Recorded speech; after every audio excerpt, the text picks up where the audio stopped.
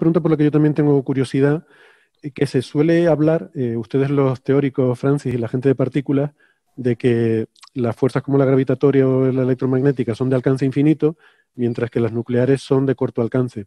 Yo entiendo que eso es por el exponente de la dependencia, ¿no? O sea que la gravitatoria y la electromagnética van con R al cuadrado y las otras van con un exponente mayor, ¿no? No sé si al cubo o algo así. Bueno, en realidad las fuerzas de corto alcance se aproximan por una interacción de Yukawa de manera efectiva, y la interacción de Yukawa tiene una exponencial menos R partido de R cuadrado. Entonces, sigues teniendo R cuadrado, pero como tienes una exponencial arriba, eso te hace que la interacción caiga mucho más rápido.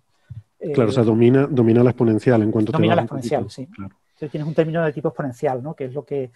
¿Y por qué son fundamentalmente de corto alcance? Pues porque cada una por su cosa, ¿no? Porque la interacción débil, porque las partículas que propagan la interacción tienen una masa enorme. Entonces, al tener una masa, hay un término exponencial. En la ley 1 partido R cuadrado está multiplicado por la exponencial de menos la masa del portador por la distancia. Entonces, esa exponencial debido a que las partículas W y Z tienen masa. ¿Por qué en el caso de los gluones, en el caso de la cromodinámica cuántica, la razón es diferente, es el confinamiento?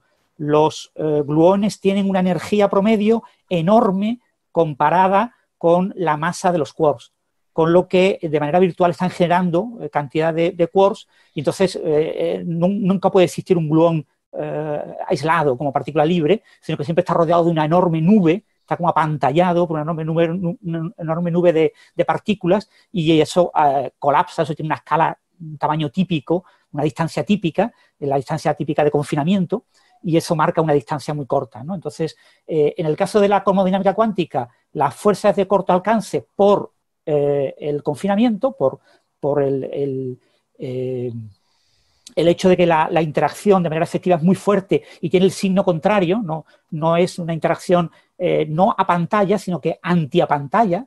En el caso de un electrón, el electrón cuando se rodea de cargas trata como de perder carga, ¿no? de perder energía, entonces tienes como un mínimo de energía, y en el caso de los gluones y de los quarks, lo que tenemos es lo contrario, el signo de la función beta, el signo antiapantalla. Entonces, en realidad creas como una nube, ¿no? Como que aumentas la energía, ¿no? Tratas de no encontrar un mínimo de energía, sino subir tu energía y crear todo un estado que energéticamente en promedio es mejor, pero es un estado en el que ya no tienes partículas individuales, sino que tienes toda una nube enorme de muchísimas partículas, ¿no? Son dos fenómenos distintos, ¿no? El caso de los fotones y de los gravitones son partículas de alcance infinito porque no tienen masa. Al no tener masa y no tener ningún mecanismo de apantallamiento, o sea, no tienen el mecanismo de que cuando interaccionas con ello, el vacío que le rodea, crece la energía, ¿no?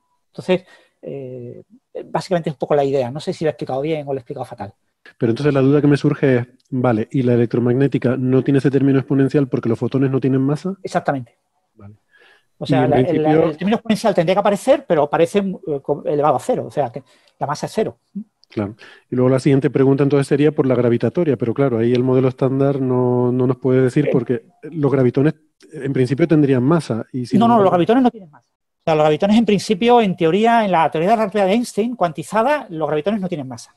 Ah, vale, no si tienen tú masa. añades un término de masa a los gravitones, te cambia completamente la teoría. Claro, claro. O sea, es una teoría muy, muy diferente, ¿eh? No, perdón, me había liado porque, claro, los gravitones gravitan, pero es porque tienen energía. Exactamente. O sea, lo que gravita en la relatividad general es la energía. Sí, correcto. Todas las partículas gravitan, pero la partícula que propaga la gravedad, digamos, si existe, el gravitón, es una partícula sin masa. Es una partícula pues y hay una simetría que obliga a que tenga exactamente masa cero, ¿no? Vale, si tú añades un pequeño término, ya te cambia muchísimo la teoría y a escala cosmológica ya se habría notado. Entonces, los límites para la masa del gravitón son mucho más estrictos que los límites para la masa del fotón. En cualquier caso, por supuesto, a nivel experimental siempre tenemos límites, ¿no? Nunca podemos decir que sean exactamente cero. Es que la diferencia entre masa cero y masa muy pequeña es enorme. Cambia por completo todo. Ya, pero puedes poner una escala, o sea, tú puedes coger la escala del cosmos y tomar esa escala para estimar la masa tanto del gravitón como del fotón y te salen masas extremadamente pequeñas. O sea, los límites cosmológicos para la masa del fotón y del gravitón, no recuerdo las cifras, pero son 10 a la menos 30 o unas cosas absolutamente inconcebibles, unas cosas pequeñísimas. Claro, pero volviendo a la pregunta, eso implicaría, si hubiera una masa distinta de cero del gravitón, que la gravedad no caería como el cuadrado de la distancia, sino de alguna otra forma más compleja. Habría una exponencial por ahí en algún sitio. Claro, Entiendo. pero si esa exponencial es muy pequeña, si la masa es muy pequeña, tú no puede que no veas ese efecto en el tamaño actual del cosmos. Claro, claro. Necesitarías Tendría que ser a escala muy grande. Claro, un horizonte del universo mucho más grande para observar el efecto, ¿no? Eso te impone un límite, eso te impone un límite. Lo que sí es cierto es que en teoría de cuerdas, etcétera, el hecho de que existan dimensiones extras del espacio-tiempo provoca que la gravedad se vaya por esas dimensiones del espacio-tiempo, lo que equivale de manera efectiva a, en 4 dimensiones, a una pequeña masa muy, muy pequeña. Pero son muy pequeñas, ya digo, los números son tan ridículos que es como si fuera cero, no es relevante, no es medible.